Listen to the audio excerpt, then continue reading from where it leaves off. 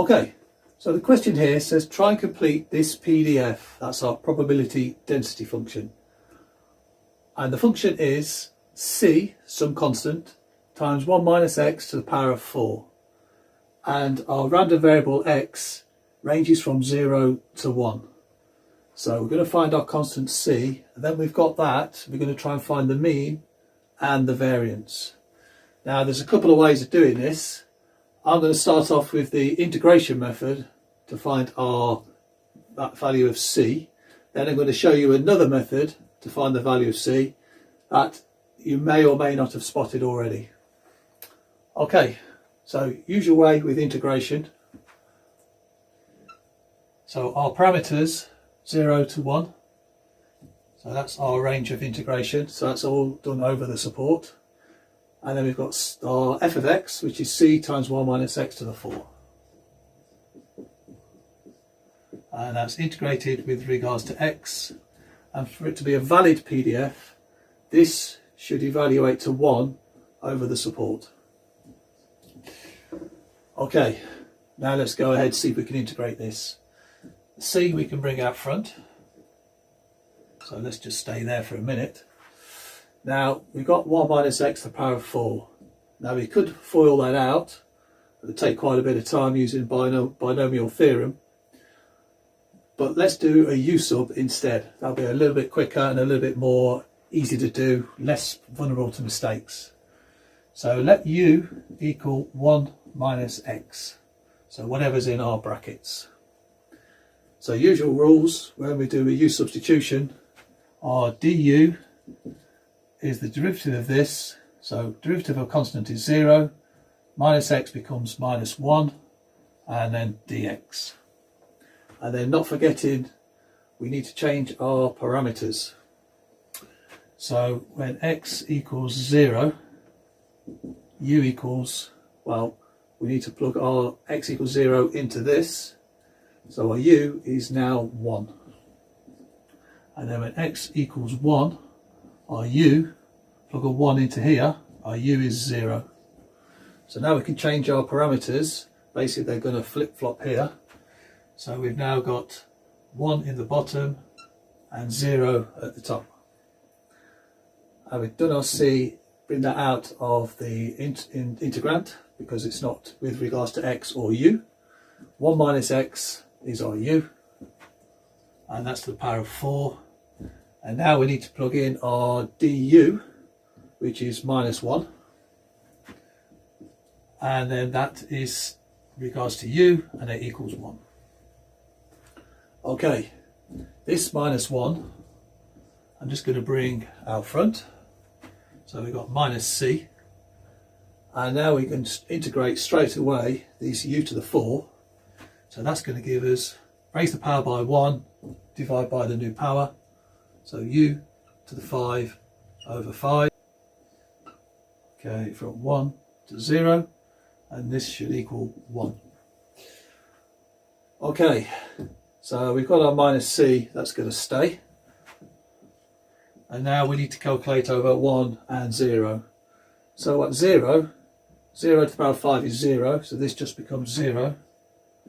And then we subtract the value at 1. So 1 to the power of 5 is 1, divided by 5 is a fifth. And that should equal 1. Okay, 2 minuses make a plus. So c over 5 equals 1. Therefore our c equals 5. Okay, so I'm just going to write that over here. C equals 5. So therefore our PDF, we now know this, our PDF, or f of x, is 5 times 1 minus x to the 4. Okay, now I'm going to rub this off the board, and then we're going to find out the second way that we could spot the solution to this question.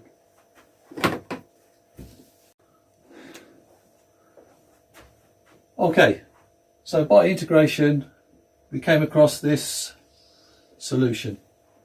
So now I'm going to show you another way where you may be able to find the solution. So we're given that PDF, which is our f of x, equals c times 1 minus x to the 4, and our range of support is 0 to 1.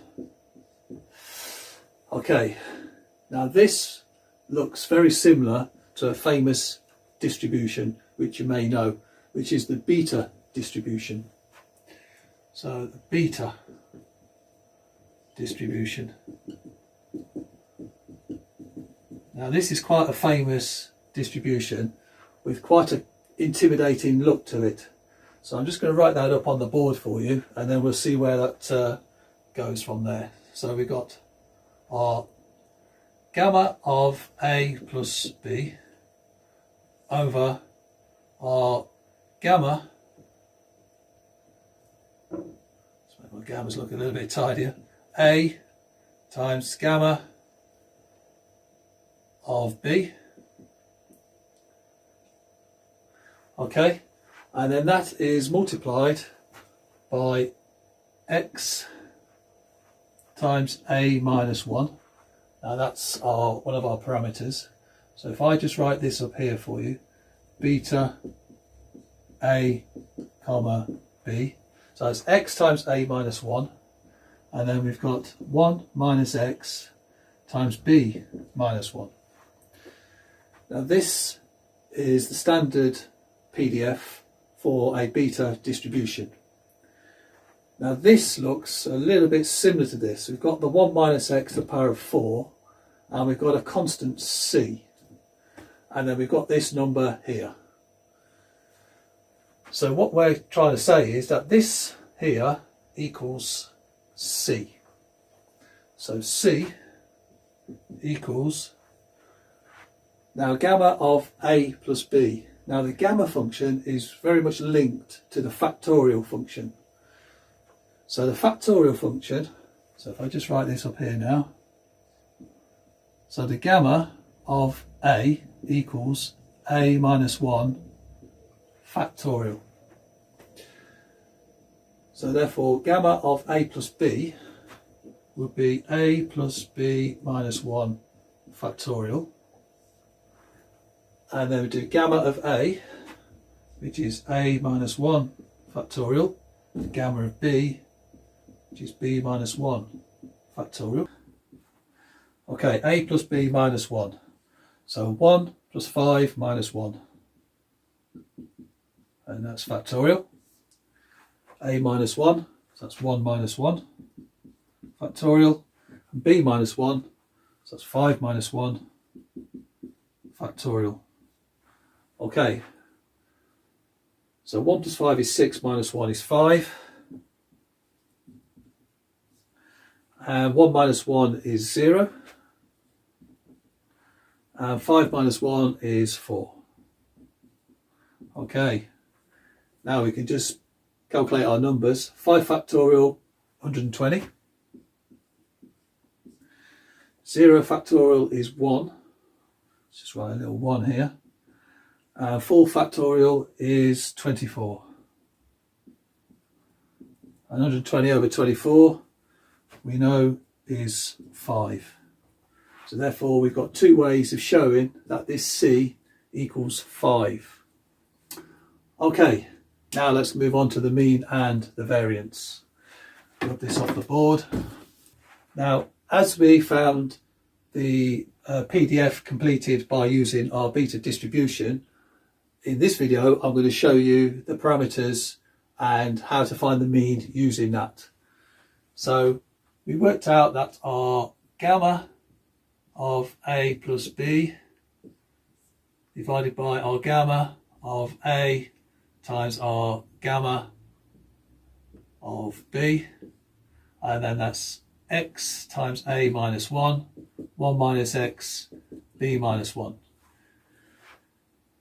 Now, for the mean of this, there's a simple formula for this. So our mean is A over A plus B. So our parameters in the last part of the question, we got our A, let's just write that on here. Our A was 1, and our b was 5. So mu equals 1 over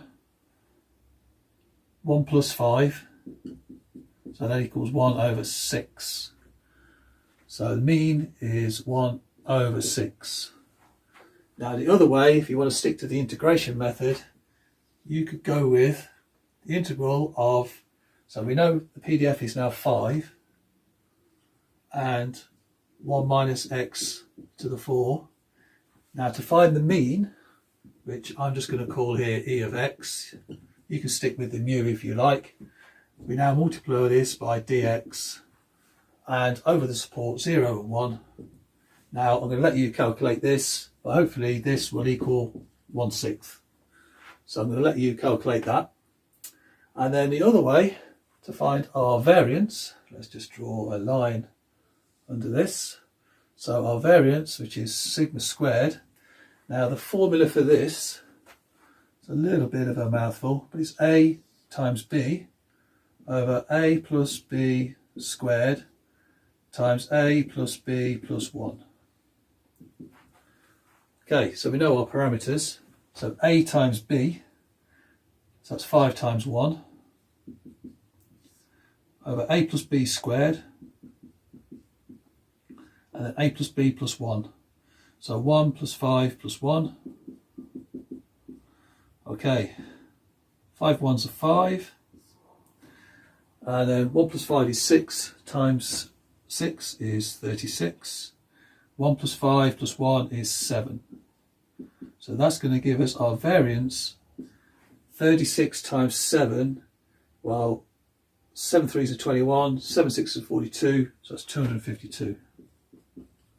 So our variance is 5 over 252.